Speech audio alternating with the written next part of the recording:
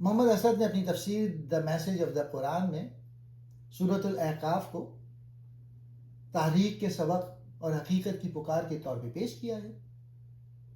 ان کے نزدیک یہ سورہ انسان کا متنبع کرتی ہے کہ کائنات کا نظام محض اتفاق نہیں بلکہ ایک طے شدہ سچائی پر مبنی ہے۔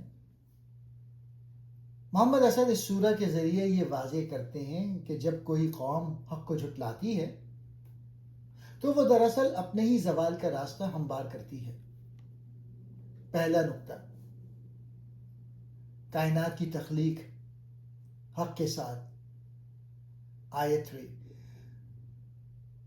محمد اسد کے نزدیک اس سورہ کی بنیادی آیت وہ ہے جہاں اللہ فرماتا ہے کہ آسمان و زمین کو ایک بامقصد سچائی کے ساتھ پیدا کیا گیا ہے۔ اسد صاحب تشریح کرتے ہیں کہ کائنات میں کوئی بھی چیز فضول نہیں ہے۔ اگر کائنات کا مادی نظام ایک قانون کے تحت ہے تو انسانی زندگی کا اخلاقی نظام بھی بے مقصد نہیں ہو سکتا۔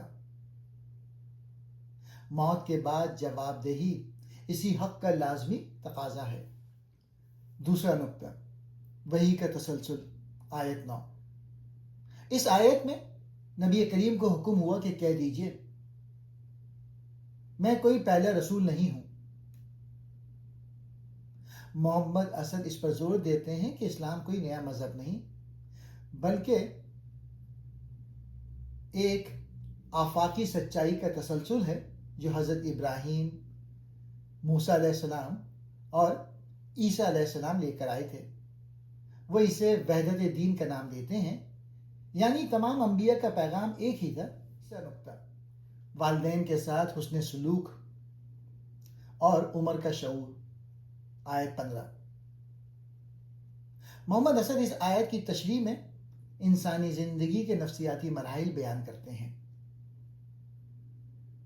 جب انسان 40 سال کی عمر کو پہنچتا ہے تو اس کے شعور میں پختگی آتی ہے۔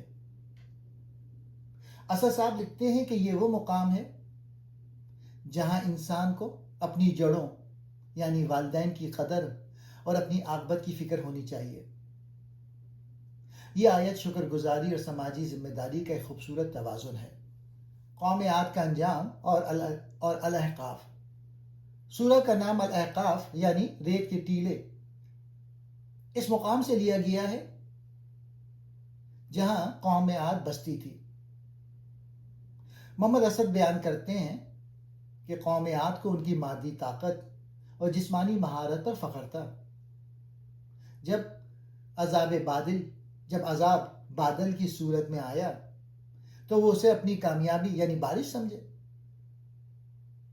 اسد صاحب یہاں ایک اہم نقطہ اٹھاتے ہیں، مادی ترقی کبھی بھی اخلاقی زوال کا نعم البدل نہیں ہو سکتی۔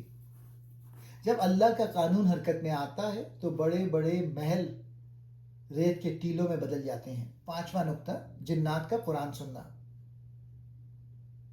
محمد اسد ان آیات کی تشریح میں جنات کو غیر مرئی قوتوں یا ایسے وجود کے طور پہ دیکھتے ہیں جو انسانی حواس سے اوجھل ہیں۔ ان کے نزدیک یہ آیت ظاہر کرتی ہے کہ قرآن کا پیغام صرف انسانوں تک محدود نہیں بلکہ اس کی حقیقت کائنات کی دیگر مخلوقات اور طول و عرض پر بھی اثر انداز ہوتی ہے۔ چھٹا نقطہ، دوبارہ جی اٹھنے کی عقلی دلیل، آیت 33۔ سورہ کے اختتام پر محمد اسد اس دلیل کو دہراتے ہیں کہ وہ خدا جس نے اتنی عظیم کائنات کو بغیر تھکے پیدا کیا، کیا وہ انسان کو دوبارہ زندگی دینے پر قادر نہیں؟ ان کے نزدیک منکرین آخرت کی سب سے بڑی غلطی خدا کی قدرت کو اپنے محدود پیمانوں سے ناپنا ہے۔ خلاصہ سورہ، محمد اسد کی نظر میں یہ سورہ ہمیں یہ پیغام دیتی ہے کہ تاریخ اپنے آپ کو دہراتی ہے۔ جو قومیں اپنی مادی طاقت کے نشے میں حق کو بھول جاتی ہیں وہ مٹ جاتی ہیں۔ نجات صرف سچائی کی پیروی اور اپنی جڑوں سے جڑے رہنے میں ہے۔